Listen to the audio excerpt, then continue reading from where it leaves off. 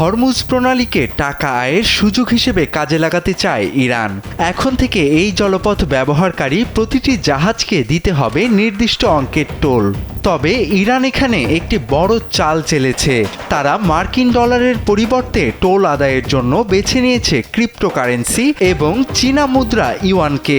মূলত আমেরিকার কঠোর নিষেধাজ্ঞা পাশ কাটিয়ে নিজেদের অর্থনীতিকে সচল রাখতেই এই মাস্টার স্ট্রোক দিয়েছে Tehran. Presenting Walton Crystal Series. Switch to premium. Switch to Crystal. ইরানের রেভলিউশনারি গার্ড ইতোমধ্যেই জাহাজগুলোকে কড়া বার্তা দিয়েছে। তারা জানিয়েছে নিয়ম অমান্য করলে বা টোল না দিলে জাহাজগুলো হামলার ঝুঁকিতে পড়বে।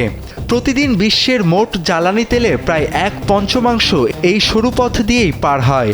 ফলে ইরানের এই নতুন আইন কার্যকর হলে বিশ্বজুড়ে তেলের দাম ও পণ্য পরিবহন খরচ আকাশচুম্বী হওয়ার আশঙ্কা দেখা দিয়েছে।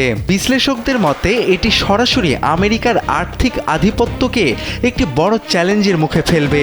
এই সিদ্ধান্তের ফলে গুরুত্বপূর্ণ এই সমুদ্রপথে ইরানের নিয়ন্ত্রণ যেমন পাকাপোক্ত হবে, তেমনি বিশ্ব অর্থনীতিতেও আসবে বড় পরিবর্তন।